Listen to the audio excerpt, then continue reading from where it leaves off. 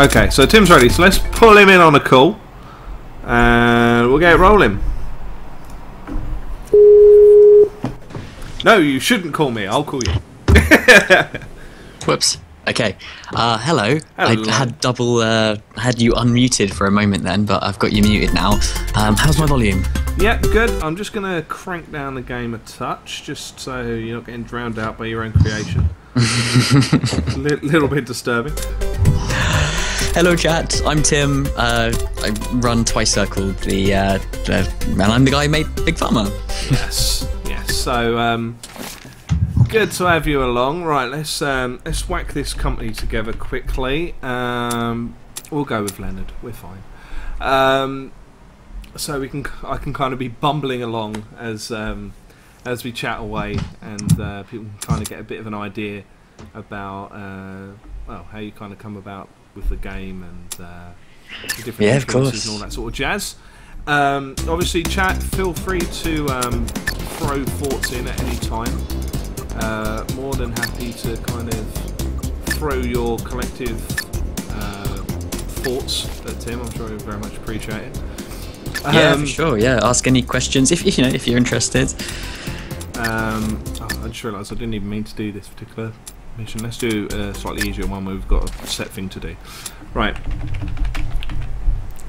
So yeah, well, what started you out with a game like Big Pharma? I mean, it's been one of those games that's kind of had a bit of a gap in the market for a while, I kind of feel. So what kind of spurred you to kind of go, no, today is the day where I make Big Pharma, or start to make Big Pharma? Yeah. It's weird, because it's so long ago, I'm trying to remember. I mean, I love, like, business sim games. I was trying to think of the right term. I think that's the right genre name for it. Basically, kind of bullfrog kind of games, and Roller Coaster Tycoon. So I guess micro pros and bullfrog type games. So yeah, Roller Coaster Tycoon, Transport Tycoon, that sort of game where you're just trying to earn money, and yeah, you're doing something kind of, I don't know, relatively, set in the real world, something like that. I don't know why that combination I just find so awesome in a game, and there just hasn't been another game really fitting that gap for quite a long time. And then I wanted to make a game about a factory simulation, and this was actually before I'd even heard of Factorio, funnily enough, because I just knew that there was something awesome to be done with laying out conveyor belts, connecting up machines, and basically, bringing in stuff at one end of your factory, turning it into other stuff, and then pushing it out the end at the other. That was like my idea. It didn't start off as like a pharmaceutical game, it just started off as a factory game. And I just knew if I did it right, it would be, I don't know, really satisfying, hopefully. And then I pitched in the idea to my publisher, a guy called Cliff Harris, who runs Positech Games. It's just another indie developer. And he wasn't keen on the idea of just like any old factory simulation, and there was a good chance this game wouldn't have got made, except one day in the shower I saw a box of empty pills to the an empty pill packet to the side, and I just thought, there we go, pharmaceuticals, slap that on top of my factory simulation idea, and we've got like a theme that you can roll with. And he went for it, and then we started making it. it's good stuff. One of those kind of almost cliche eureka moments, right? Totally, it's such a cliche, but it's true. Yeah. So yeah, I mean, that's one way of going about it for sure. And I've luckily just gotten an incredibly easy start here. I've literally only had to reduce concentration by 1, and very nice. I have a nice easy cure, so I'm not going to complain. Okay. So, I mean, how did you come across Cliff as well? I mean, have you guys worked together at all before? Or? No, we met at a couple of networking events before I was even, when I was still working on my last game, which was a mobile title called Iron Age, which isn't even available anymore because it just wasn't worth the support time, basically. But anyway, so I was still working on that game when I met Cliff, and the first proper time I kind of spent with Cliff was I went on Guy Cocker's video games podcast. So Guy Cocker used to be the editor of GameSpot UK, and then he left, and because I think they closed the UK office, something like that. And I think so. That's a little while ago now, like last year or so. yeah, this was ages ago. It's like a couple of years ago. And yeah, I dragged Cliff onto this podcast when I was trying to promote my last game. and then so it wasn't like, it was weird. And then I just kind of came to him and said, well, I've got this idea. Can I pitch it to you? And because I kind of already had that contact, it was like, I don't know, it was relatively easy to get his ear, if you know what I mean. Because I think that can be the really tricky thing. If you've got a good idea, how do you get the ear of someone who could potentially help you make it happen? Mm-hmm. Yeah, I mean, that I suppose that is kind of a slightly restrictive step for a lot of people, really, to be able to kind of meet that right person, you know, like get the ball rolling. The strange thing is, once you start to look for that quote-unquote right person, you realise there's actually quite a lot of them. I won't name names, but like there's a number of publishers out there that are totally up for funding. Funding's not even maybe the right. Well, maybe yeah, funding. I don't want it to sound like it's charity, because it's not charity, right? It's very much a kind of financial business transaction. But there's loads of actually publishers based in the UK anyway, who could be interested in publishing indie games. And once you start to learn a look for them, you realise, oh god, there's a few. Yeah, I mean, Team 17 in recent times, I mean, they've kind of gone insane with it. Like absolutely insane. They've really kind of gone all out to try and push indie games, which I think is absolutely fantastic. You know, they've really taken a keen interest and realised the benefits of it. They were actually one of the names I wasn't going to mention, but I don't know why. You totally can mention the names. But, but absolutely, Team 17 are definitely one of the good guys in this scene. And what's really awesome is they've had some success. They've had some not failures, but like things that like they haven't kind of gone in out of the park, but they've had some really, really successful titles that have basically been funded exactly like mine. Very much just, publisher just, puts up the money, and then almost like a one-man team kind of with the help of some extra people, kind of puts the whole game together, and then they actually manage to make their money back, which is great because I hope it keeps happening. Yeah, for sure. I mean, in some ways as well, I mean, I really feel it seems to be that the indie studios are the ones taking more of the chances and trying to be a little more out there with what they're trying to do, whereas an awful lot of the time AAA publishers just kind of stick to the norm and carry on doing the same #1 top seller style game that's been the same for God knows how many years. Like, would you kind of agree with that that it's kind of the little guys, if you will, that are really kind of trying to put a bit of variety in there, I suppose, and trying these new and different ideas? I'd say that the indie developers, either through not knowing any better or maybe knowing better, I think they take more risks, and that's and there's very good reason for why AAA studios don't take those sort of risks. They've got huge teams of staff that they don't want to be laying off. Can you imagine? Well, yeah. And all this sort of stuff. And so I think there's definitely room for both in the industry, and I think it's kind of great. I think they complement each other. If I'm honest, there's great AAA titles. Like, I don't know, trying to think of recent. Is it called Bloodborne? Dark Souls. I mean, that looks so awesome. I haven't had a chance to play it yet, but apparently it's just completely taken the last one and just steamrolled it and just made it even better. And wicked. An indie studio couldn't make that. Of course, yeah. I mean, it's very ambitious in the visuals and some of the mechanics, but then at the same time, to me anyway, it's Dark Souls 3 in London. Like, sure. It's not really changing it up. It's not revolutionising the industry, to my mind anyway. And sure. I think that's a step that indie studios tend to be prepared to take, and perhaps some of the bigger guys are kind of a little too scared to, because they know that Call of Duty sells every year. They know Battlefield sells every year. I don't know. Maybe it's just me. Maybe I just have a jaded view of. I think you're right. I don't blame them. I think if I was in their situation, I'd do the same. Yeah.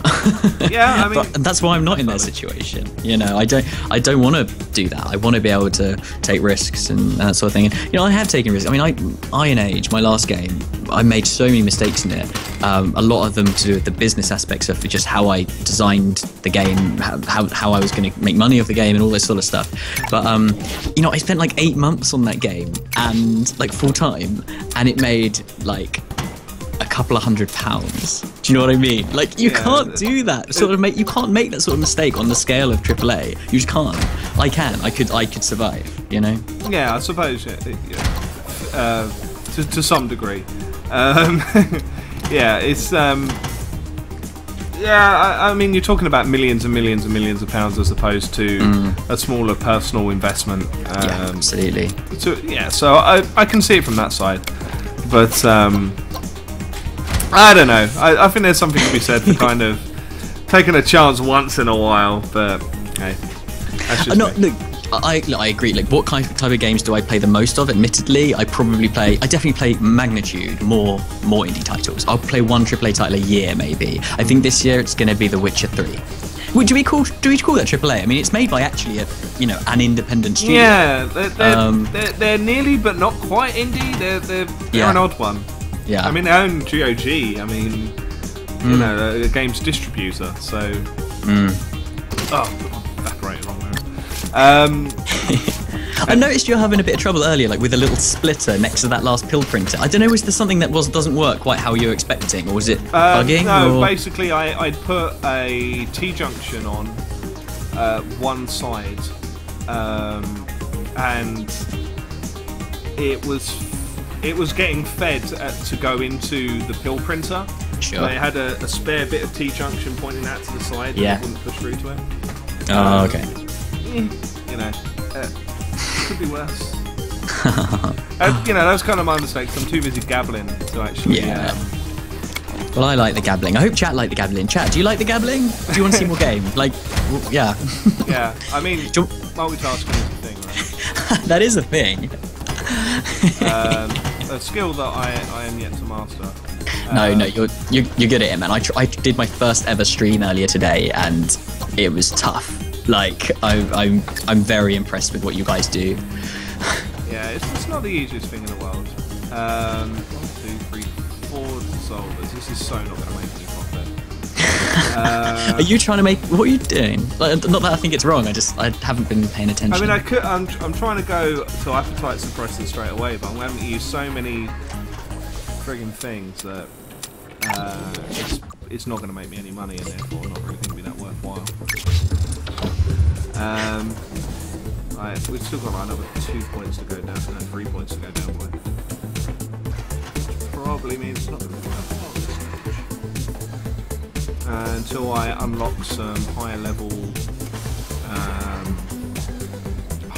stuff that can kind of chop it down a bit more quickly. I'm kind of swiftly running out of space. So, you briefly mentioned like some of the previous bits that you've worked on. So is that where you got your basing in the games industry, or did you kind of work under someone else at one point in time and that's kind of how you got your move into it? Or have you just always been indie and have stayed indie ever since? So I actually studied at university to become a mechanical engineer. And then I worked in an engineering consultancy for a couple of years. So don't worry, I won't give you my life story. And then I'd always been making games and programming on my own kind of terms. And then I just thought, screw it, let's give this a go. I wasn't really happy in my last job, so I did that classic thing that so many kind of stupid indies do. And I just quit my job and gave it a go. And yeah, I have done some work in the games industry since, like a bit of freelance, but no, I mainly have always just kind of worked for myself. Yeah, and here I am. So yeah, I don't have that kind of studio background like a lot of guys do. Yeah, I mean, I think most of the ones that I've come across have generally been like, oh, well, you know, I did this much time in this place and this much time in that place, and I didn't like the last 2 titles that we put out, so I went, screw it, I'm going out on my own. So, yeah, it's interesting to see someone who's just kind of like thrown down and gone, nope, this is it, this is my new future. Yeah, the weird thing is, like, I don't know, if you just see this gap and you just think that, like, there's a game that needs to be made in this place, it's like, I don't know, like, I had to make this game. It's so hard to describe, and I know it might sound a bit stupid, like, you know, but I just had to. Like, why wasn't... I mean, there are games similar. There's, like, Factorio, but Factorio doesn't have the business sim aspect of it. It's just got the production line building aspect of it, you know? And, I don't know. Yeah. So I just had to make this. It's just lore, right? Yeah, and I just had to find a way to make it happen, really. So what are you trying to make now? I've decided to go solid, and since I've unlocked some new ingredients, I'm going to repurpose a production line. Fair. So let's get rid of this rubbish, and I'm just going to try and make some kind of sexual thing. Sexual thing. Okay, interesting. Oh, a wart remover. There you go. It's not that sexy, is it? Really? No. Thinking about it realistically, not so much. It's not that sexy. Yeah, actually, I quite like what that upgrades into. Actually, it's yeah, female contraceptive. I always find massive money spinner because you can just sell. I mean, the thing is, something like the pill. You can just sell loads of it, and you know, you're going to keep needing that time and time again, aren't you? Yeah, for sure. You know, so I like that one. In the world, right? Yeah, well, yeah. In fairness, the warts are good too.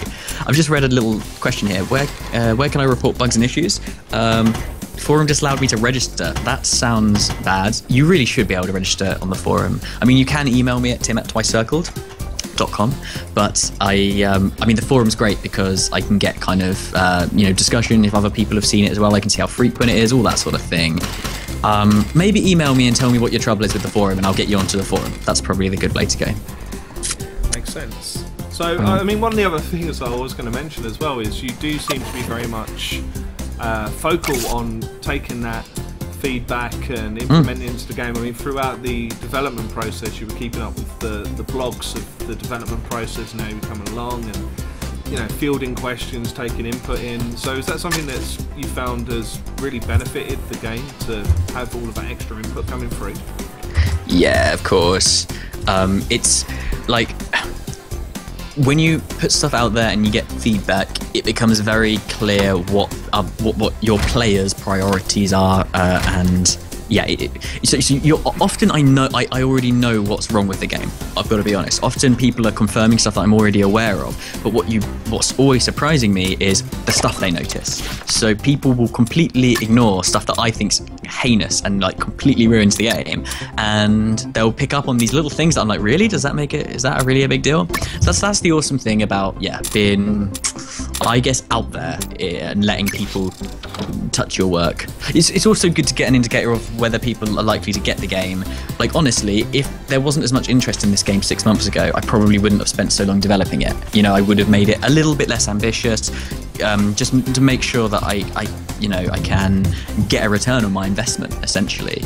So it's also good to kind of, get a taste for how much demand there is for a game like this. Yeah, I get that. That was quite interesting, because I had two dissolvers facing each other when I pulled them off of the production line. They were just passing ingredients back and forth between each other and using a process each time. Oh god, that's so... I forgot that could even happen. That's weird, isn't it? I just sat there going, why am I losing $10? Like, what's going on here? That's kind of cool. I didn't even know you could do that. I'm quite glad that it works. You know, it doesn't just like that should work if you think about it. Why wouldn't it? Spitting out of one and straight back into the other kind of makes sense. Just a money wasting machine, essentially, is what you created there. Yeah, so. I mean, you know, I'm nothing but unique. Now I'm trying to think how I'm going to angle this. Let's have a look. So I need to wait until I've got my ionizer made, or researched rather. So I can start making these appetite suppressants, which is the I'm for gold at the moment. People are just like releasing products and all sorts of stuff to compete with me. I'm not happy. How dare they? Have you noticed at the beginning of the game there's a bit of like a rush for all of the first products? Yeah, I think I just managed to get in there with my acid reflux stuff. Yeah. Which is pretty handy. But yeah, they released one fairly swiftly afterwards. How are we competing? Oh, they're actually bang on the same as me now. They must have it literally exactly the same concentration and everything. Although we're selling half as many. Marvellous. They've got 2 production lines. So yeah, like, you know, going through, obviously the demand has been shown, but with the feedback that's come through for you from, you know, the various people kind of peeking in on the video blogs. Sure. How much do you feel has kind of come from the crowd mind almost of providing these different suggestions and so forth?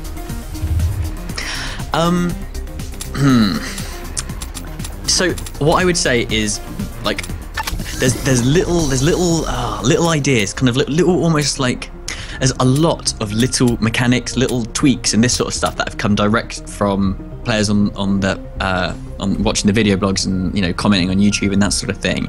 And it's weird, like, almost my role has been like as the curator, almost like picking out the ones that kind of fit, because not everything that's suggested works. Like, I could kind of pretend to be I could try and be some kind of nice guy who pleases everybody and say, oh yeah, the whole game is crowd designed. It's not, you know, like 80% of the game is kind of pretty fully formed in my head, but actually it's that extra 20% from the crowd where I just picked out all these little bits, and yeah, they can actually make it, because I'm only one person, and yeah, often you just, to make something that's going to please a lot of people, you kind of need a lot of people's input to do that, basically.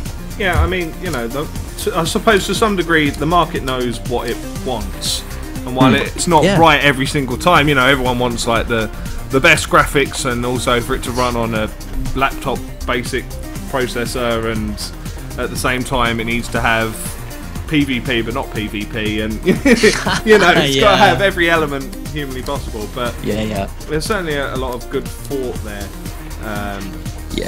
You know, to provide you a bit to play around with.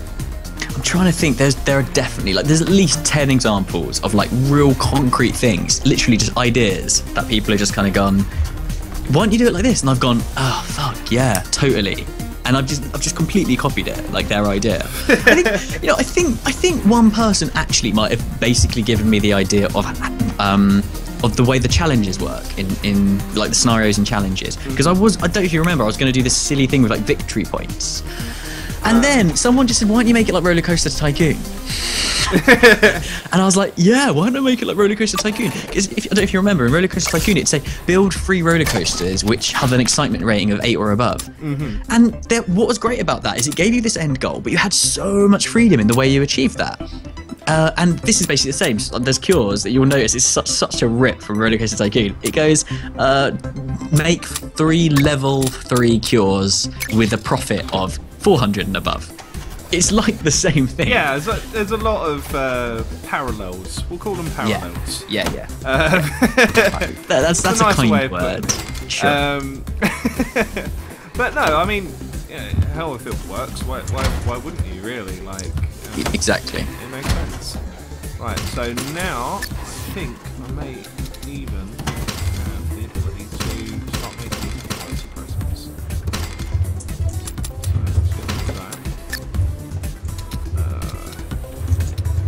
Which challenge are you doing? I was just writing a little bit of text to answer Fat Boy's question.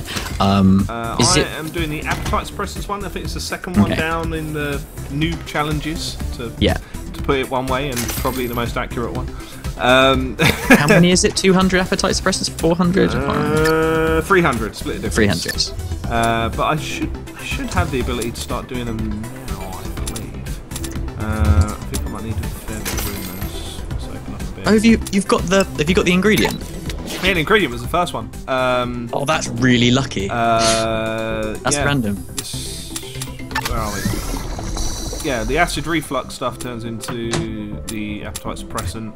Nice. I need the evaporator. Oh, I need the autoclave. Maybe I'm not quite ready yet. Yeah, an autoclave can be quite expensive to get.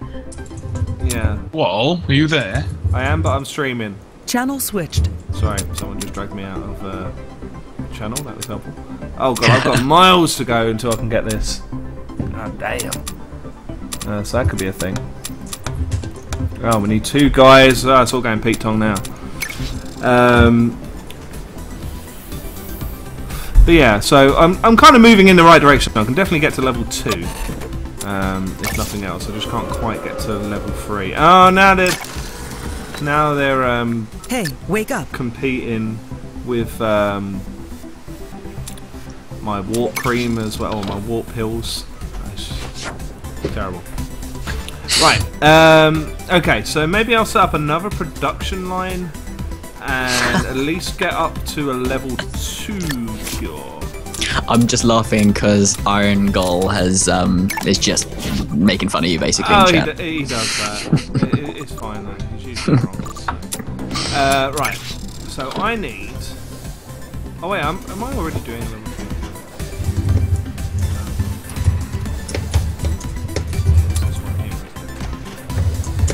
So I'm nearly down to the correct strength. I need 18. On 19. We'll kind of leave that doing its own merry thing down the bottom, I think, because otherwise I'll very easily confuse myself. So, have you put any consideration into having a? Oh no, I think you answered. Don't say earlier, multiplayer mode. Yeah, have you thought about putting in some sick headshots? And, Okay, yeah. Boom, headshot. Boom, headshot. No. Actually, that's decreasing. Let's just do it in one fell swoop. I was going to say, have you put in any thought about putting in a more open-ended mode? But then I see earlier on in the chat you actually put in that you were quite likely bringing along a sandbox mode.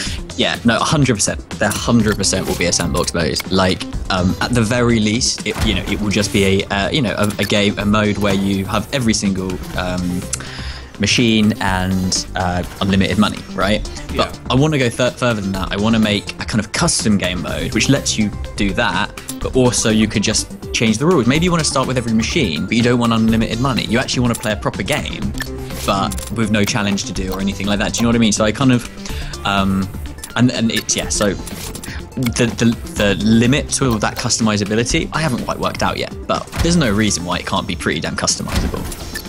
Yeah, I mean, I suppose the sky's the limit almost, isn't it? You know, Yeah. and again, like I've kind of mentioned this before to you, but like the ability to kind of put a direct challenge mode in there as well, where you're sort of effectively competing against other players to a daily challenge, that sort of thing. Very Rogue Legacy. No, not Rogue Legacy at all. Spelunky-esque. Yeah, sure. And that's the next step. So first it's the basic sandbox, then it's the custom scenario, and then and there's no reason why maybe I shouldn't be able to do this while making the custom scenario mode, is you make it so that when you design a scenario, you can export it and send it to your friend. Like, there's no reason why I can't do that. It's, to be honest, the hardest bit about that is actually the GUI, to kind of like do the export and, you know, load up all the maps that you've got and all this sort of stuff. That's actually the most annoying bit. And that's nice because, you know, it kind of lets people take the game, and if I've missed some stuff out, like if some of the challenges are too easy, I doubt it. If some of the challenges are too hard, you know, oh, there's a special type of challenge that I didn't have the idea. I've only got one person's ideas. You know, that's the main problem with being a single indie dev, is the ideas thing. So if I can put a way of, oh God, lost my speaking. If I can put a way of sharing scenarios during with other players, then that kind of solves that problem. Yeah, I mean that makes sense. You know, the more you know, as you said, kind of the whole way through, the more input you get, the better, right? You know, it makes sense. So, barring what we've already mentioned, do you have any other sort of plans bouncing around in your head for the game? You know, perhaps not even the ones that you're immediately kind of going, oh right, yeah, let's get this coded, but what aspects of the game are you looking to tweak or change up in the coming months? So I could just give you a list of like the content I want to add. So first off, it's just going to be like a load of bug fixes and balance stuff just for the next couple of weeks. It's important to kind of get it, solid. And then after that, I need to add crossroad belts. So currently your belts can never cross each other. You can split them, but you can't cross. That'll open up a whole extra kind of thing to be thinking about. Is it, do you want to cross this over here? It will make multi-mixes a bit easier to use. So would that be to effectively combine ingredients onto one track almost? No, well, it's mainly for like, okay, the classic use case is going to be you have 2 multi-mixes and 2 inputs. You want you want to put one of each input into. Oh god, I can't talk. you want to split each of them across both of the multi-mixes. Currently, you can't do that because you can't cross each other over. I drew out a diagram about 5 months ago and worked out it's impossible. And so you need the crossroad to do that efficiently. Anyway, so that's one thing. I want to put in a drug packer, which lets you put multiple drugs inside a box. So it's a machine that you enter. A drug goes in it, nothing comes out. After 5 turns, a box comes out. And then you can sell that box in one go, and all of the drugs go out, and you get all of the money in one go. Okay. So it allows you to use your export sockets much more efficiently. So you can just combine all of your production lines at the end and send them out through one export socket. So that would be kind of, you're limited on export sockets, and you want to put your blood medicine and your pain medicine all through the same export socket? Yep. Okay. What else? So the custom scenario in Sandbox, that whole thing, that is a big chunk of it. If I do that bit right, like that really makes this game. So I don't want to downplay how big a part of it that is. I'm trying to think what else is on my list. I want to add another couple of scenarios. I actually just want to just increase the content in the game a bit more. 2 more scenarios. One of them is called Full Unlock, where you're going to have every machine available from the very get-go, including the Hadron Collider. But you're still only going to have 50k, and a Hadron Collider costs 50k. So it's going to be like, for the experts, it's like, what would you make if you could make anything, but you're still limited by cash? And I think that would make some really interesting missions. All sorts of stuff. A 1,000,001 ideas. Nowhere near enough time to put them in place. Right? That's right. I'm trying to say only the things that I'm definitely going to put in. All of that is definite. Okay. I'm just quickly looking at the research tree. So I'm going up through it at the moment. I've gone up through, and you've got like red lines heading towards advanced processing. Do you need both of the prior technologies to get that, or that's just a good one? Question. No, just one. Okay. That's a good question, but I guess once you've done it once, you'll know. Yeah, it's just 2 alternate routes to the same goal. I wasn't sure because I was thinking, another 3 months in basic. It does, it's tricky, isn't it? It doesn't tell you either way, does it? I think it's almost the change of colour that makes me think, that's going to require both steps to go through. Whereas I think if it was just still the same, it wouldn't. But then I suppose that's to show that it's still locked. Yeah, in fairness, once you get this alternate delivery, that line above it will go white. And then it's clear that the other one you can get. So it's just at this stage you don't really know. As soon as you kind of get access to it, it's kind of clear. But yeah, I'm just gonna answer some chat 1 sec. Yeah, go for it. Go wild. But Cambridge as well. Yeah, this is another game for you to buy, by the way. Just so you aware. I kind of feel bad. I had Kitty Powers Matchmaker on here the other week. He pretty much immediately went out and picked that up. So I have a feeling that this might be another case. Unless they raises a point there, are there any plans to go cross-platform with this at all, or are you just kind of concentrating all of your efforts onto the PC release and haven't sort of looked that far yet? So by cross-platform, do we mean console and mobile? Console, or even mobile as well. So definitely it's going to come out on Mac and Linux as well as Windows. It's currently, the beta is only available on Windows. Just I want to make that super clear if anyone's thinking of picking it up. Don't if you've only got a Mac or Linux, because you'll be disappointed. Although apparently it runs on Wine on Linux. Anyway, but yeah, in terms of past that, Console's a tricky one. If I can make a nice control system for it, but I won't if I can't. I'm not going to sell a game which I think's got a crap control system, and I think a controller in this sort of game could be funky. I don't know what your opinion of that is. I mean, Theme Hospital was definitely out on PS1. Theme Park, Roller Coaster Tycoon, and while they're not quite as fiddly, I suppose, I think fiddly is the wrong word, but like quite as precise. You know, you've got to be running these belts through, and once you put them down, you've lost a little bit of money. Admittedly, it's not loads of money, but you've lost some money. So there might be a little bit of awkwardness in with that, but maybe, you know, just something simplistic like adding an extra tap in to confirm placement, or something like that, maybe enough to kind of counterbalance that. Yeah, I wonder if there's something like in like you almost have like the place you're placing machines in the middle of the screen, and then like you press B to hop to the menu, and then you select what you want, and then when you press A you come back to where you were. Stuff like that, I guess. Yeah. There's probably a fair bit of changing up to how the game runs as is. What I don't want is like you now control the cursor with your analog stick and you press A to click. No, that is no one wants to play that, right? Exactly. Yeah, it's horrible. Like so many games have tried, and so many games really shouldn't have. It just doesn't run anywhere near as nicely as you would hope. Marathi, I was watching you earlier. Thank you. We got the raid for the swarming. Hello. I would do something hilarious for you. Pantless mirror order, not clever. All of the eyes and pizza. See what you did? Googly stuff all up in my shit. I like it a lot. But no, thanks for dropping by, Marathi. It's good fun watching you playing through this with Tim earlier.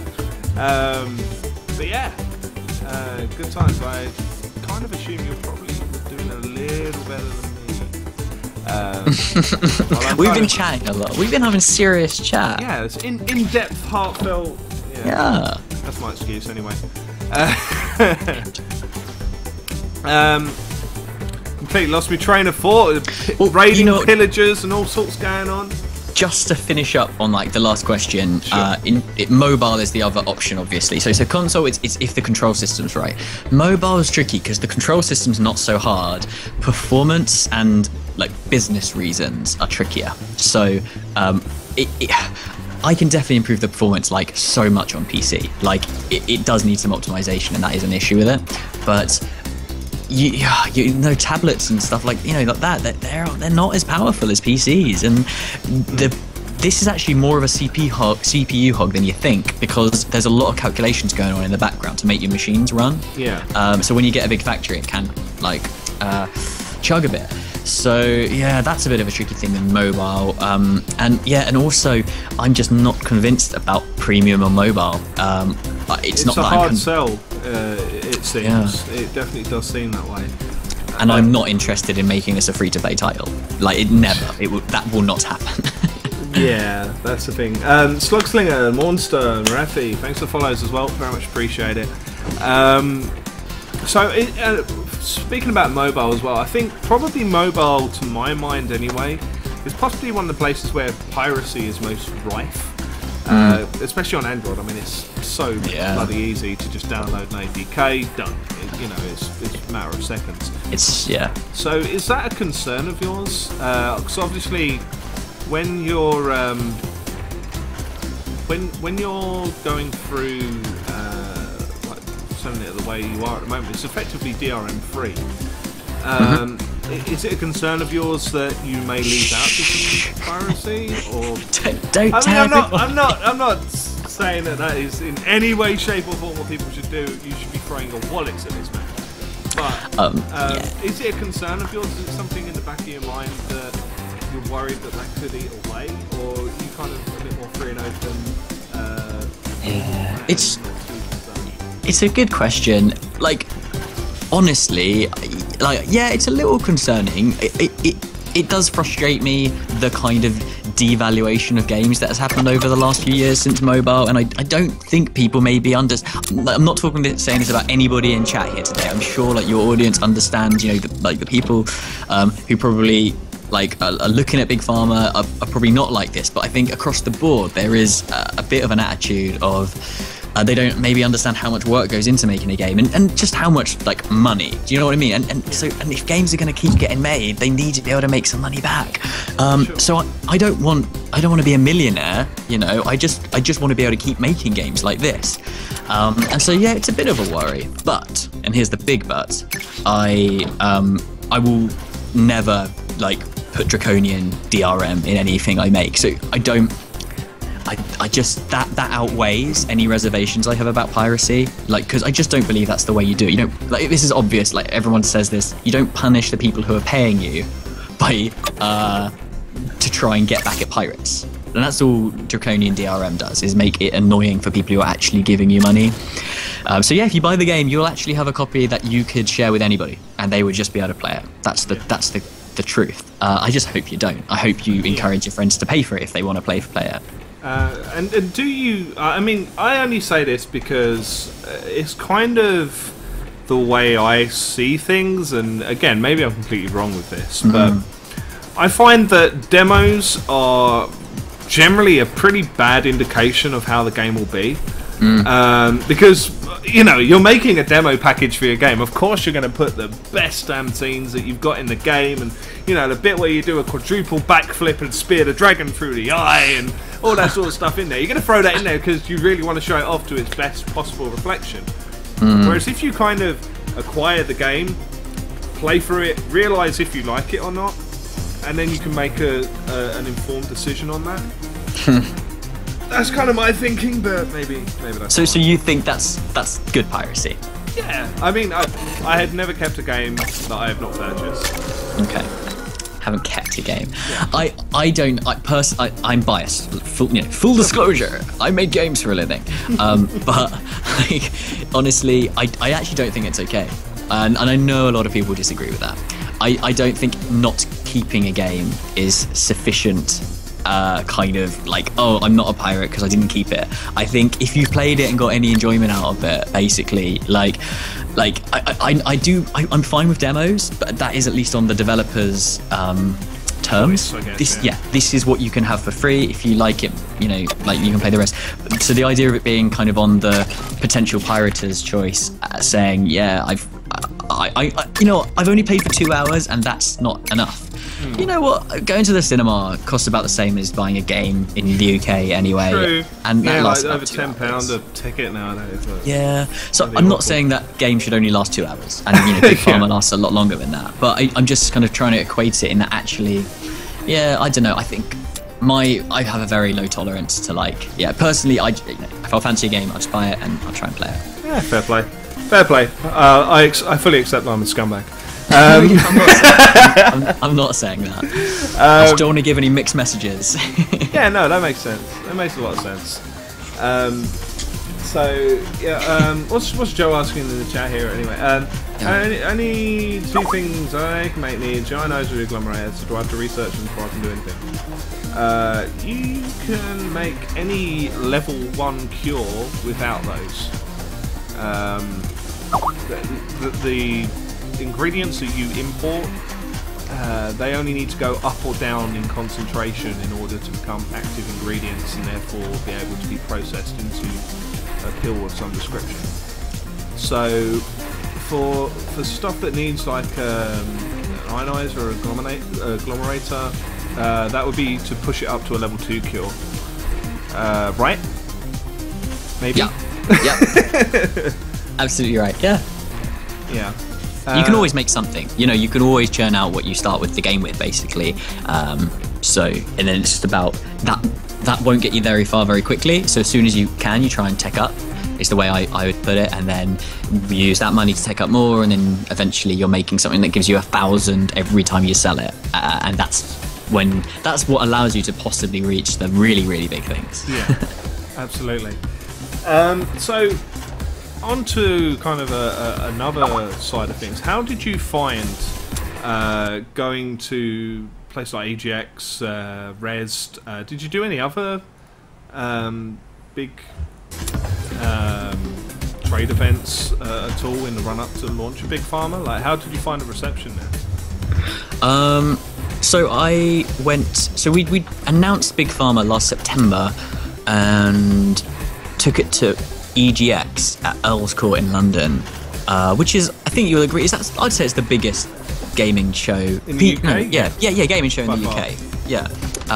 In a year, and so we did that 3 days after announcing, and so that was kind of cool. It had a bit of kind of this hype train about it, and then we brought it to Res, which is the indie PC gaming. No, wait, it's not just PC. No, it's just indie. Indie dev game show in London again last year. Earlier this year, and that was also cool. Although, like, it was, I actually saw a lot of faces I'd already seen the year before, so it's cool to like check in.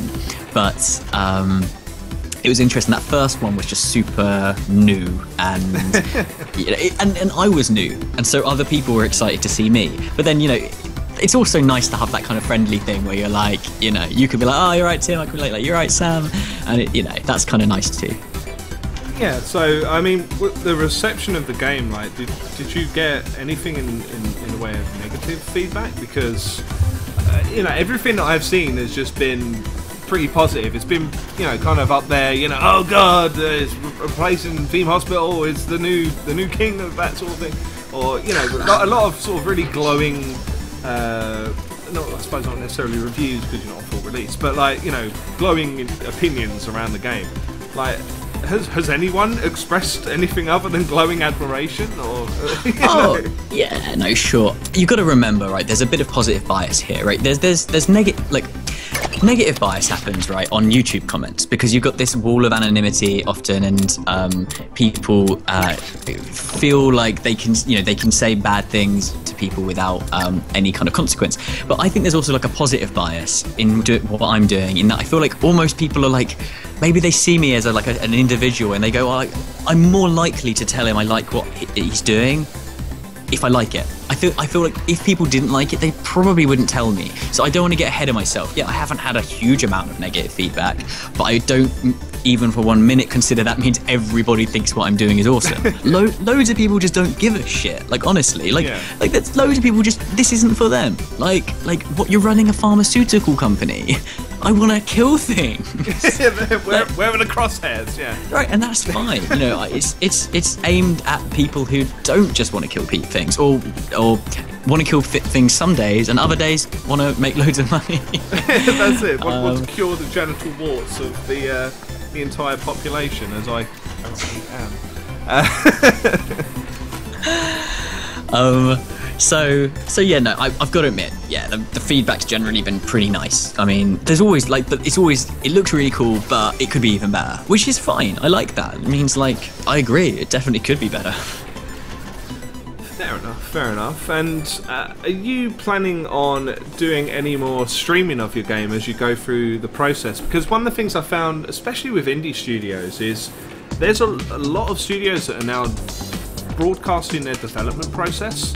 So kind of going through, as they're doing a patch and going, oh, right, I'm trying to get this bloke to appear in this tavern or something, and I'm just going to add him into the code here, and oh, look, there he is, that I've just booted up the game and whatever else. So is that something that's crossed your mind, or do you think that would interfere with the old process at all? I don't think I will stream development work in the near future. I think it would distract me so much having to talk about what I'm doing. I think it would reduce my productivity, not 20%. I think it would reduce it 90%. I really do. So, I play Big Pharma really badly when I stream. So, yeah, it's based on a sample size of 1. In fairness, I have only ever streamed once. But yeah, so I won't ever stream development, but I certainly will continue to stream gameplay. And I think it'd be a nice thing to do maybe each time I push out an update. Maybe, update goes live, hop straight on the stream. This is what's in the new update. See, because I know what people are like with an early access game. you often need a reason. Like, you play it like solid for a couple of weeks, you kind of want a reason to come back to it after another couple of weeks. And so that is almost my goal. In 2 weeks time, I'm going to do a little live stream, put out a video blog, whatever, and say, hey, look, there's some new stuff in the game which really does warrant a replay. And I'm pretty confident that, I will be able to add stuff every couple of weeks that is, which will draw people back to play again. Yeah, and that's something that you've talked about before. I'm trying to remember when. I think we've chatted by email at some point. But one of the things that you've got a lot of focus on is keeping the longevity in the game. So obviously you're looking to add some more challenges and some like sandbox mode into it as well. But is that something you're going to manage as like a weekly? Or it's not weekly, but every few weeks, just put in an extra chunk of the game in permanently, or rotating content through? Oh yeah, no, it'll always be permanent. Yeah, I got to make a list, and it's going to be based a lot on the feedback I get over the next few days and over this weekend. One of my jobs to do after I kind of come off stream tonight is to go through all the feedback we've had on the forum so far and kind of compile it into what people are looking forward to. Because I might as well kind of, what's the right word? Prioritize the stuff that people think is most missing. So if lots of people about the sandbox, then I'll get straight on that. If lots of people are complaining about no crossroad, then I'll do that. I'm not going to give any kind of like estimates on when the final release will be, but I will release it when it's ready, and between now and then, every couple of weeks, expect an update with something, even if it's just some bug fixes, Yeah, it's not what... And I think that's something that's kind of become apparent. It's not DayZ. And you don't need to feel inclined to agree with that, but it's not a case of, it's out on early access and here it will stay forevermore. Because is that something that's kind of concerns you? Because I feel...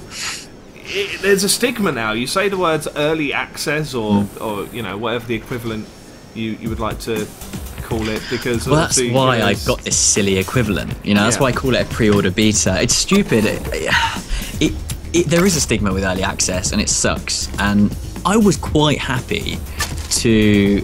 Sorry, I was laughing. I wrote bye, B-U-I, in the chat instead of goodbye. And, sorry. Anyway. That's kind of why we're here, guys. Come on. No, it's not. Honestly, I'm no pressure on anybody. I don't want anyone to buy and be disappointed. I'd much rather they liked the look of it, but thought, you know what, I'm going to wait till Steam. Then bought it and were disappointed. So anyway, no, but on the early access thing, I would have been quite happy to not release it all the way until release day. But there are a significant, at least I think significant number of people who've been sending me emails saying, when can we play, and I thought, you know what, why can't you play? It is fun to play right now.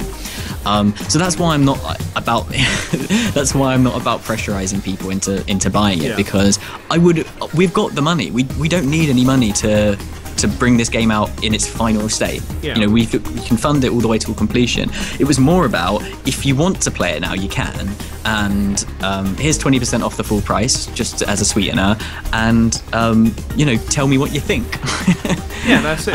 It's in the true form of a beta, right? It's actually seeking the feedback rather than just, it's out early, please buy it. But were you concerned at all by perhaps being, I don't know, caught up in that stigma of, it's early access, it's never going to come out, or it's going to be a buggy mess forevermore, because that is really an impression that's kind of come from certainly Steam. A lot of games have just sat in early access for months and even years. Have you kind of heard any of that cynicism, or is that a worry of yours? It definitely is a worry, and that's kind of why I like to put a human touch on this all, and hop on streams with people and do streams myself and vlogs myself, and just talk to you super honestly about this stuff, because it is a concern. I want to try and make people not think that, if that makes sense. Yeah. I'm certainly concerned by the way traditional media are kind of acting around early access at the moment. When I say traditional media, I just mean gaming websites. That's what I mean. Yeah.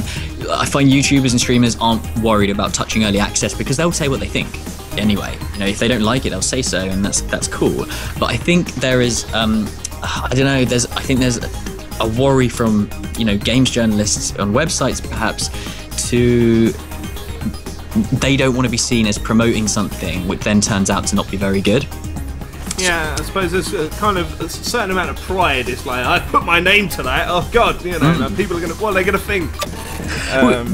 I think part of it is it's less transparent, any kind of written content. If you put Twitch or YouTube up, people are watching it. So even if you say you love this game 100 times, which I think you almost said that now, it doesn't mean anyone has to buy it. Do you know what I mean? People can make up their own mind by watching the gameplay. True. Assuming that we do any. I'm teasing. You've been playing. I've been waiting for research as much as anything else, which is just finished, thankfully. But yeah, sorry, I'll get to the point. So I think there is that there, and I think again it's justified. Is that if you're writing something up and you say you really like it, it's almost like a more kind of official endorsement, and the customer doesn't really get a chance to make their own mind up because they don't get to see it in action. Yeah. So yeah, I think it's tricky. So I've actually seen not a huge take up from the traditional media today. Much more from YouTubers and streamers. That's fine. I hope some of the traditional websites pick me up when the game comes out fully. But yeah, I'm definitely concerned about the stigma. I think if I released this a year or two ago, it would have maybe done even better. I don't know. It's kind very of before early days. the old stigma built up as much, or for other reasons. Don't mind the Grand Prix outside. That just kind of happens around here. Oh wow, that sounded like a sound effect. That was real life. Yeah, that's it. That's kind of how they get the sound effects. They just pop around my gaff and like, all right, let's record the new Gran Turismo. Yeah. What were you saying? Sorry, I can't remember the question.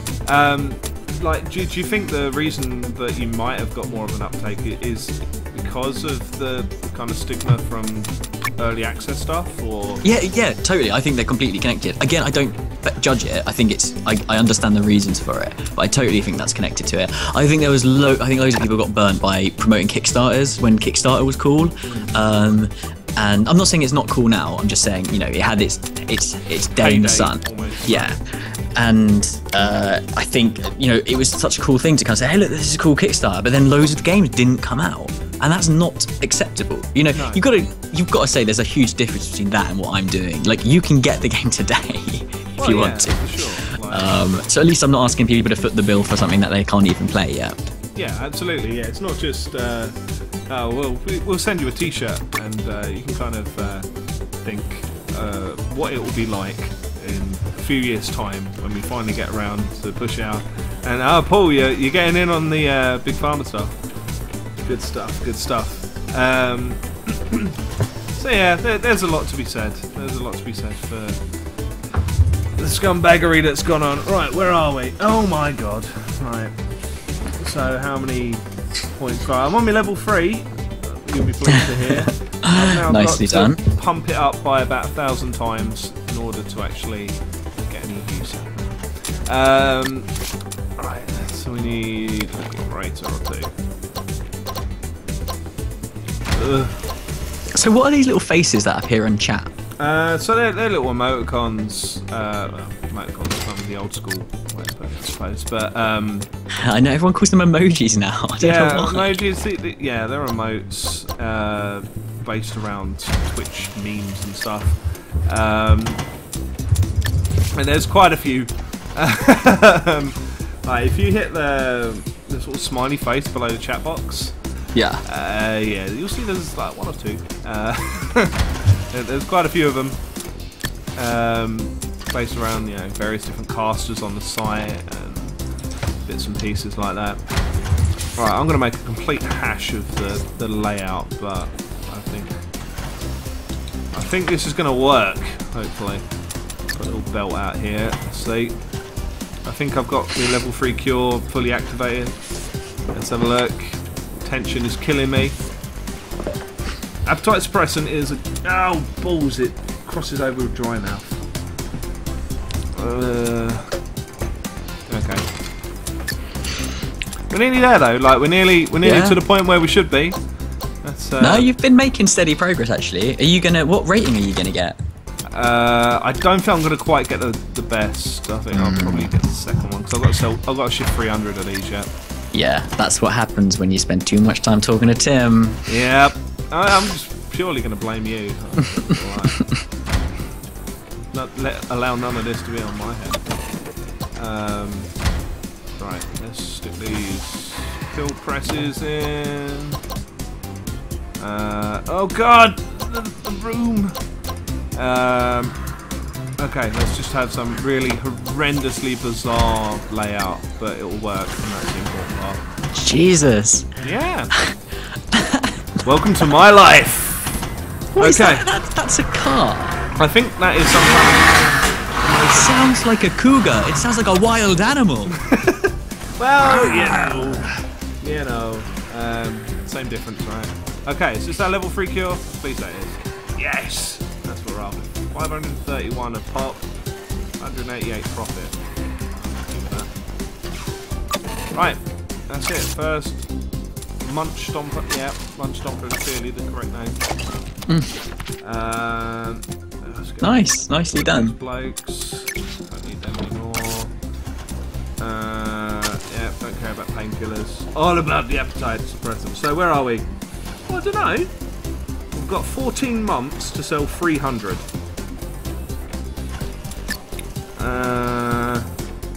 We're selling one a day. I cannot do maths. Yeah, I should be able to do it. Yeah, the maths work. Yeah, you're right, they do actually. I mean, you could build a second one to apart from... Why is this only coming out one at a time? Oh, it's the autoclave that... Oh, it's a 2 process. Yeah, you need to split that across 2 autoclaves. Okay, right. Or build a second production line. I mean, it's easier to split. We're splitting. Splitting's more fun anyway. Oh god, this is the most awkward device. Shout out to Cambridge NYC. This layout, just have to say, this is a fire marshal's worst nightmare. No fire exits, no safe pathways. It's true. It's true. You can lay out little floor tiles though. You need to add some hazard lines around those conveyor belts using the paint tool. Once you've actually made your production line. Yeah, hang on, right. We're pausing. We're pausing it. Hey, I said pause. Right. How the hell am I going to lay this out in a vaguely sensible manner? I just got to say. Oh, sorry. Yeah, no, go on. I was just going to say, sorry, Manson was just saying on the second mission I'm doing that now. I have 3 production lines for the suppressant, hoping he can get master down. I think he probably will. I think you had such a lucky draw because you actually started with the right ingredient. And so I think you're going to be able to do it with just 1 production line. But that's, you know, that was lucky. Yeah, I think I needed the luck really. Right, so let's. Right, so I'm not giving you much credit. Sorry, that's a bit rude. I don't. I'm not faulting you on that. Don't worry. Right, so that to there. Then we need to split it off into another one. Right. Where is the bastard? Right. It's the wrong way round. Oh god, this is horrible. Oh, let's put it there. Split it off. Okay, that works. Okay, we have a solution. Oh no, we don't. That's a lie. Unless we move belt down a bit. Is that going to work?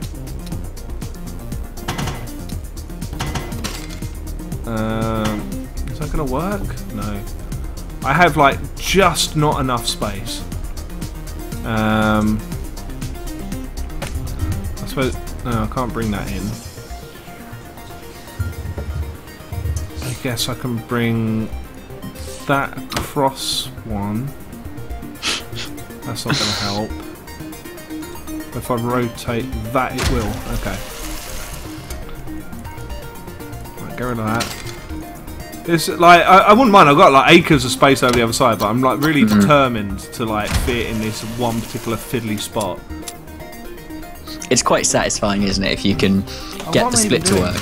I'm being a moron. I didn't even realise. Wonders never cease. Right, that would work there. If I put them both... No, because then they're going to have to cross over. This is evil. I literally cannot find a way of splitting it off in a vaguely sensible way.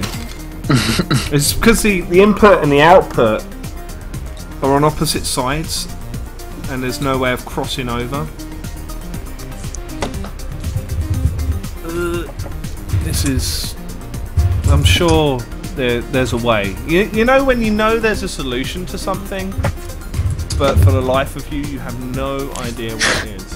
I'm trying to work this out. I think I get it. Yeah. You need to go behind your autoclave. So you need to move that autoclave like up one, I see. and then you need to split it, and then take the second autoclave needs to be behind it. Yeah. Otherwise, there's just no way of making it work. It's really weird.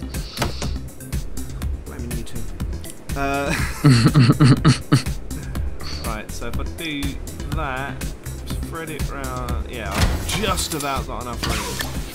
Like literally to the square. So bring that there, that round there, that. Oh no, I don't have enough room. That was a lie.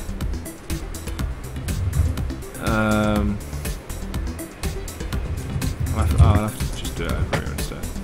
Come here. Come here. Oh, clave. Right, in there. Is there even enough room here? Literally nowhere on this entire...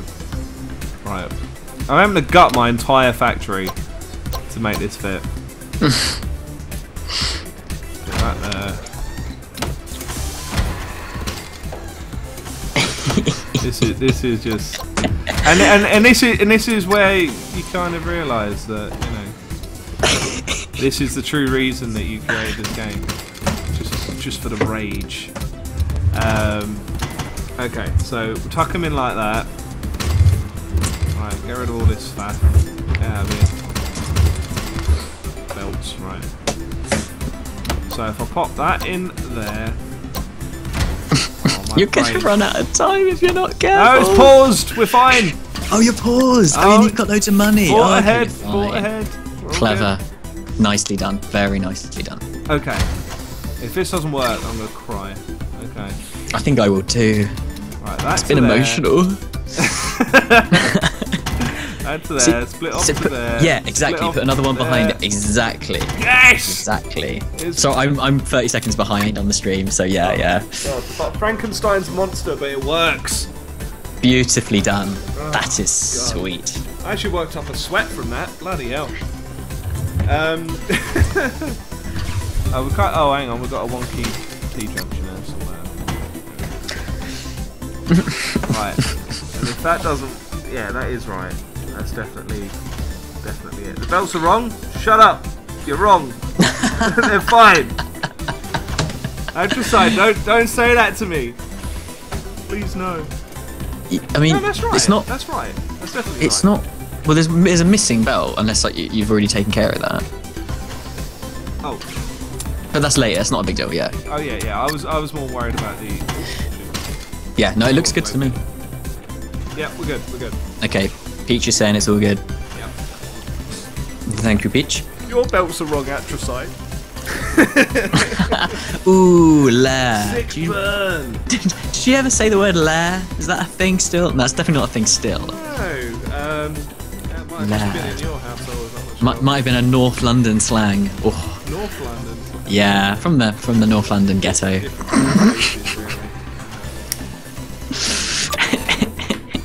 Oh, Atrocite. No. I'd say I'm sorry, but your belts. It's all about your belts. It is fun hopping on a stream with someone because that was quite cool. We both obviously reacted to Atrocite at the same time then. Yeah. And like, I don't know, it's kind of nice. You kind of got these two little teams who are like 20 seconds apart from each other. You got the chat and then you got us, and it's kind of neat. Yeah, that's it. Right. Well, this is team super duper victory, I think. Yeah.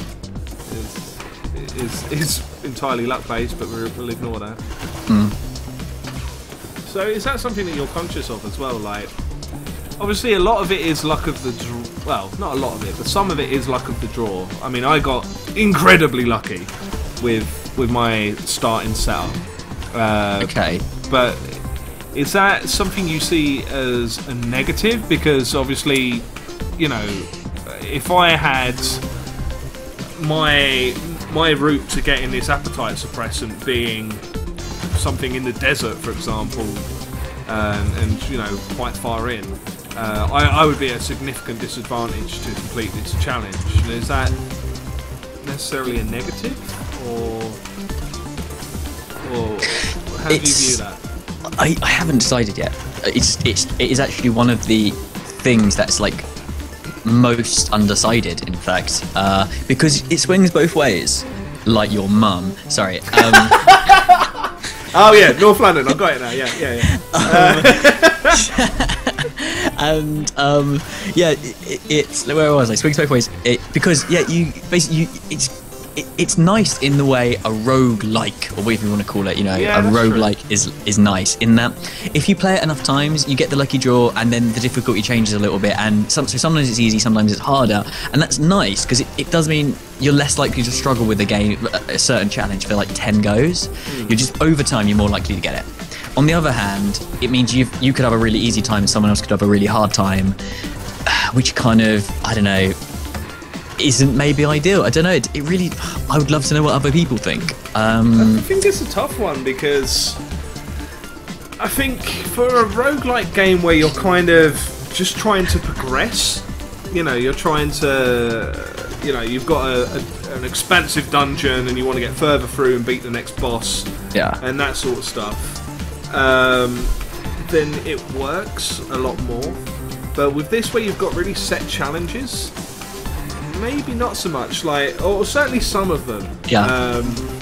You know, for example, maybe just a couple of bits and pieces should be set. So, with this particular challenge, you've got to get appetite suppressants. Well, maybe it should be set that it's not applicable to one of the first ingredients that you get. Maybe just reduce the randomness. Yeah, so maybe it's always between the 4th or 5th or something like that. Yeah, you know, like, but the rest of it, you know, your competitors' actions, for example, can still stay relatively randomised, or, you know, based on. Because I believe your competitors, depending on who it is related to how they react in the game, right? So they'll manage their company a little bit differently, right? That's exactly right. So if you jump to the competitor screen, each of those faces, company screen, sorry, you know better than me. Each of those faces is essentially an AI, and they each have their names. You can see them when you're choosing your own CEO, and you never face off against your own CEO. So if there's one that you really hate playing against, them every time. Play them. That's exactly right. So yeah, here we go. I've got a redhead woman, brown jacket. Yep, so she's the explorer girl called Jenny, and so she likes exploring. So you see she's got a lot of level 1 cures. Yeah. So she basically just puts most of her money into exploring, doesn't really go for the high-tech machines, and then she gets creamer quite early because she doesn't want to have to care about side effects. She just wants to make anything that she comes across. So if you click on you compared to her, you're making quite different things. Yeah, ish. I mean, although my flaky water relief is rubbish, apparently. But there you go. Well, you're not making erectile dysfunction. That's for sure. No, I'm not. I'm not creating bumper erecto. This is true. Yeah. which is a beautiful name if I ever did hear one. That's that. Is that a name combination you were aware could happen and have been praying to happen? Okay, so no, well, yeah. Truth be told, the erectile dysfunction one started off being a name combination, noun increaser. So penis increaser, willy augmenter. It was a bit. So I actually ended up just giving them completely names. I decided, like, I think I came up with 15 names, and bumper erecto is my favourite. I just love it. Did you literally go to a school and just like, now, does this one make you laugh? Does this one make you laugh? Yeah. Oh, I don't know why. I just imagine that all Viagra comes from Italy.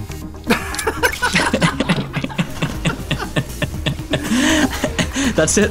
I said it. I don't know. I don't know what that makes me, but I said it. Odd, I think, is probably. And yeah, I think Bumper Erecto is what they would call it. I'm now watching your face on lag, and I'm enjoying it. It's great. I like making you laugh. I just can't. Yeah, sure, I'll accept it. But, yeah, I've got no argument against it, so sure, we'll roll with it.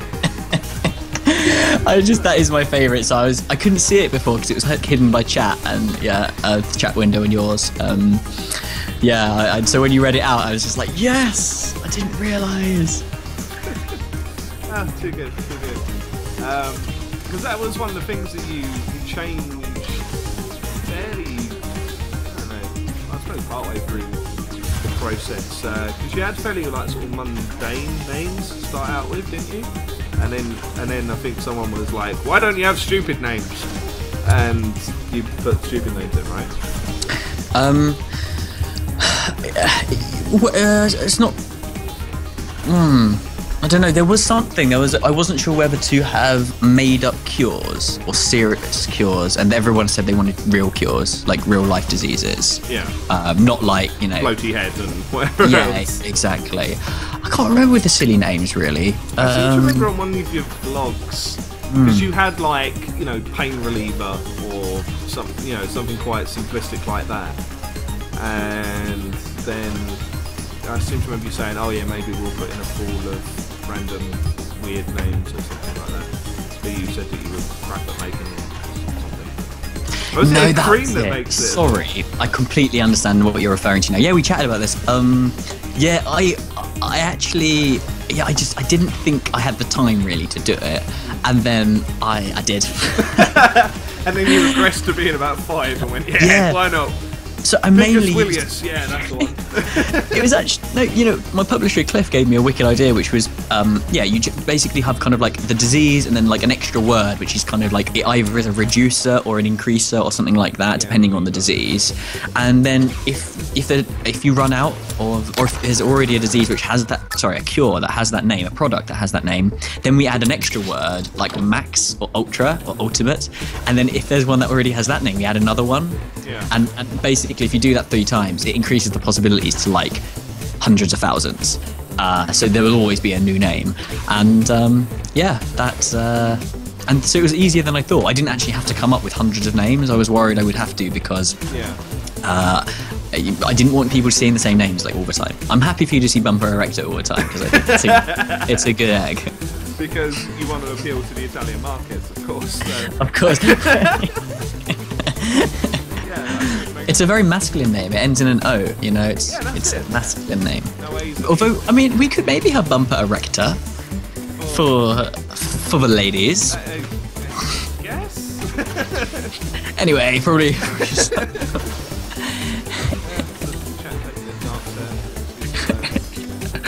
I didn't even have that beer. I'm just delirious. Well, I don't blame you. I mean, have you actually gotten any rest in weeks? I haven't had a day off for a while, but I mean I've been sleeping at least. Yeah, I was up till 1 last night just doing website stuff. The game was kind of not shipped, but like uploaded in the afternoon. But there was just loads of stuff I had to do on the website. Yeah, I'm gonna have a little rest now, which is not probably what you should tell potential customers. Alright, you got your game now. Fuck off. Yeah. I just mean like a weekend. Yeah. Because I've been pushing for this date for like the last month. I really wanted to get it out basically. Yeah, that makes sense. Can't really blame you on that side. So have you actually got any future events planned? Like, is there anywhere that people can kind of sweep in and drop by and say hi? Because obviously you're still effectively in the process, the creation process of the game. So are you going to be popping up at any other events throughout the year? I don't know. I just don't know. What the future will hold, right? Yeah, I don't. I see. I probably will take it to EGX this year. I don't know if I want to keep taking it to events. I don't want to like outstay my welcome. I mean, I can say this, and you probably can't. but because you know, nice PR stuff. But you don't want to be prison architect there for the 15th year running with alpha build 28,000. I just have like a vendetta against that. It just really annoys me every time I go to any event there, and it's like the game's cool, but it's been in alpha for 25 years. Yeah. So I get that line of thought. They kind of invented alpha, so I'm kind of like, no, sorry, they kind of invented early access, so I'm kind of like, fair enough. Yeah. But on the other hand, it's not what I would do. But to be honest, I get development fatigue, so I can't make a game for, I couldn't make a game for more than 2 years. I think this one's going to be about 1.5, and that's about my limit, I think. So I've got a lot more ideas of games I'd like to make, so, you know, I'm happy to move on when the time's right. Oh, no. No, I announced actually Big Pharma too early, so I'm not going to announce a game until I've even like started work on it. Well, what are the sort of things that you're thinking towards? No, nothing. I'm not going to announce my next game until 2 months before it will be playable in some sense. Some regards. Yeah, you can like quote me on that. Well, I suppose that's kind of the thing. Like, you've had quite a few months of people sort of haranguing you, pretty please can I play, myself included. Do you feel guilty now? No, not at all. No. Especially not considering the abuse I've had through the course of this. Yeah, it's true. I've got my own back. Yeah, you know, that's it. Just hitting back against your loyal fans. We'll see how it is. I'm sorry, Sam. Yeah, I'm sorry.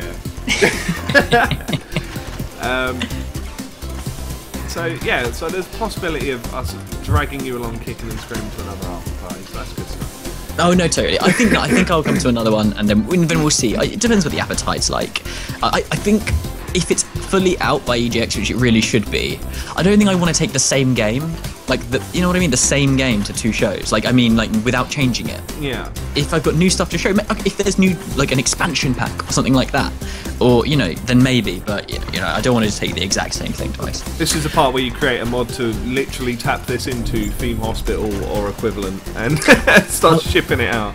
My favourite idea is linking it to Plague Inc. and allowing you to import your disease from Plague Inc. and then cure it, and the way you cure it depends on what attributes you've upgraded in your disease. I know the guy who made Plague Inc., so it's actually not as out of the question as you might think. There's a possibility there. But I haven't actually talked to him about it. This is how he finds out. Yeah. So James, funny story. I told everybody we were working together. And I mean, if you don't hold up your end of the bargain that you weren't aware of, then, you know. Well, for shame. For shame. Absolutely. Hey, we got the master rank. Boom. Well done. Congratulations, mate. Yes. Thank you, RNGesus. As we often call it. Yeah. The other thing I was going to ask as well is Steam mods or Steam Workshop. Integration, is that on your kind of list of things to consider, or even very much at the front of your mind at all? So modding, yes, absolutely. And in fact, the game's already pretty moddable. Like, you can hack it to pieces already pretty easily. There's no documentation, but you know, with enough patience, you could change the game quite a bit. You can't change the graphics, that's locked, but all the numbers essentially. But from here, what I want to do is make it easier for people to mod it, and make it easier for people to get other people's mods into it. So at the moment, you could hack it, but it ruins the vanilla game, and it's a bit dodgy. So what I want is the vanilla game to be locked in, and then you can add like someone's version of the vanilla game, and then go into the menu and load it, and it'll have all the safeguards. It will make sure it actually works. It will make sure it's kind of valid. It won't check if it's balanced. That's up to the mod creator. But yeah, and you can install it, and if it doesn't work, it will reinstall whatever the vanilla settings are. You know, whereas at the moment, if you just run it up with something if you hack it and it's got some bad JSON in it, then the game will just not run. Yeah. So I want to get rid of that. The next step after that, which I think that's what I've said is the most important step, the step after that is Steam Workshop. I think it's less important. I don't know. I feel like, Nexus mods. Why not? Just, copy and paste a folder. I feel like people have been doing that for years, and I don't know. I think it's kind of okay as it is. It really depends on whether people are like, please, pretty please, can we have a Steam Workshop? Or if they're like, yeah, this is absolutely fine. I'm happy just to send across zips to my friends. Yeah, I mean, I think it's the convenience of Steam Workshop. Like, I speaking solely from personal experience, I can't be arsed with buggering about with zip files and making sure they're going in the right folders and fighting around and whatever else. Sure. And maybe that makes me lazy. It probably does. No. But it's just so much easier to be able to go onto Steam and just go plus. Just click that plus button and it's there and it's selectable to have in your game. I get that. And if lots of other people feel the same way, I can make it happen. Yeah, so that's encouraging. Because that's one of those things as well. It kind of adds a bit of extra longevity to the game. Really, it's more possibilities.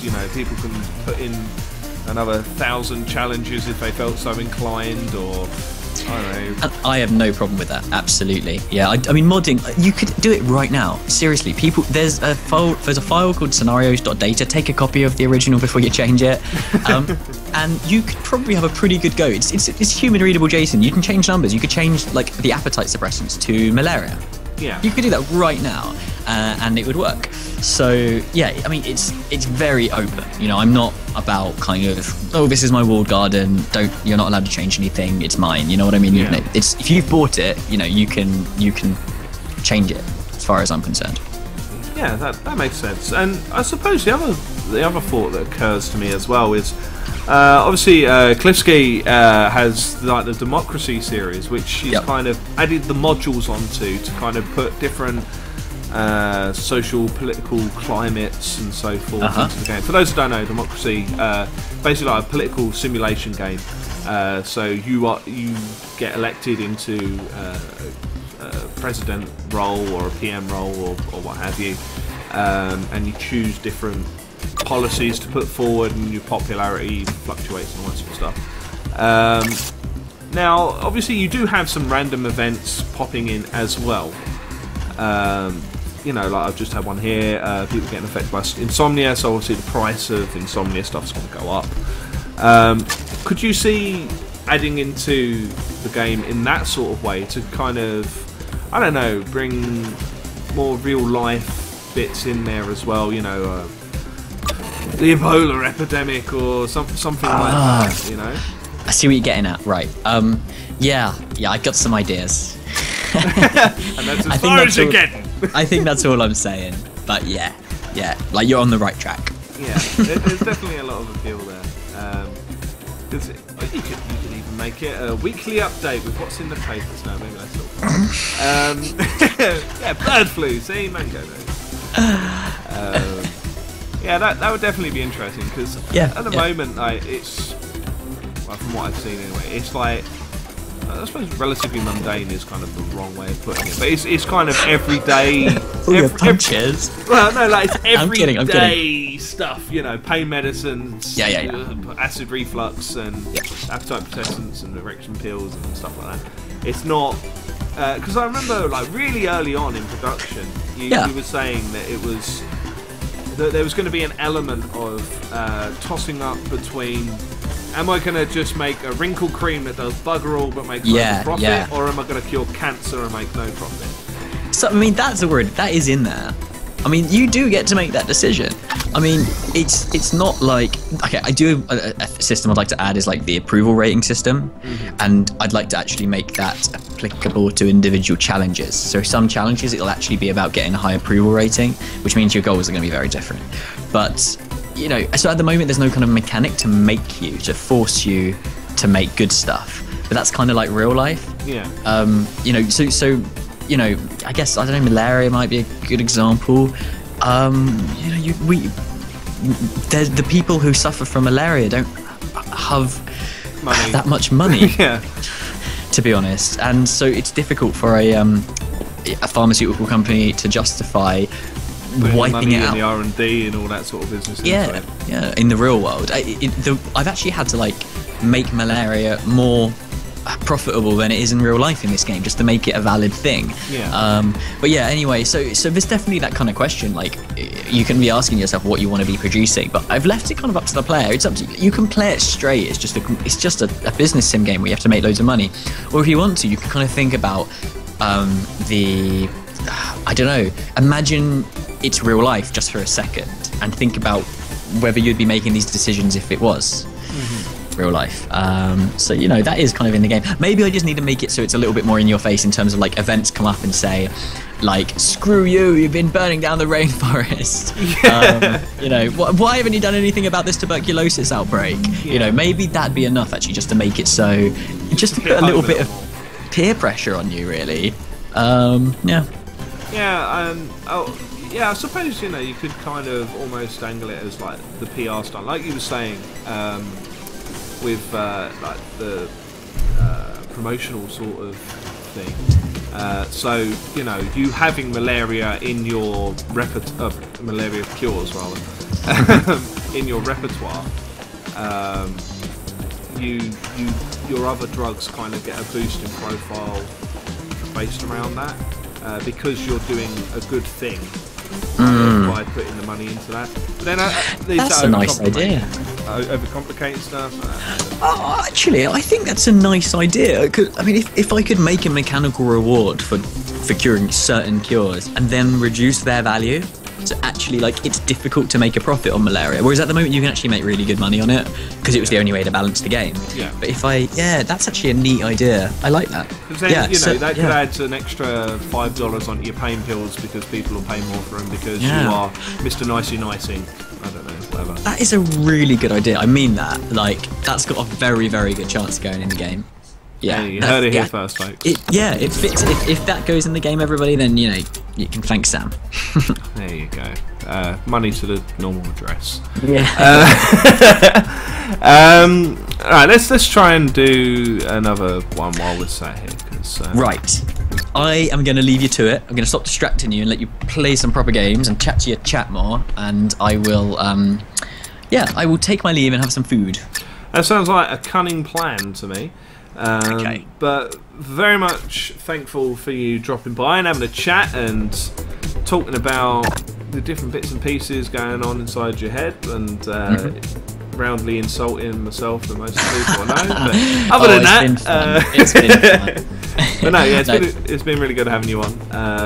Thank you for having me. Sincerely, like, the funnest part of my day today has been jumping on people's streams. I've loved it. I've only jumped on 2, yours and Mirathi's earlier, but yeah, it's been really good fun. Good stuff. That's good to hear. And you know, don't be a stranger. Hopefully, we'll see you back at some point in the nearish future to talk about, I don't know, what you're doing further down the line or some of the updates. Totally. Again. Awesome. Well, thank you again, and thanks for watching, everyone in stream, in chat. Sorry. Thanks for watching, and I hope you're interested. It wasn't like boring or anything like that. And thanks for joining in and making us all laugh a little bit. Yeah. See you later, everybody. All right, wonderful. Take care, Tim. All right, so it's great to have her.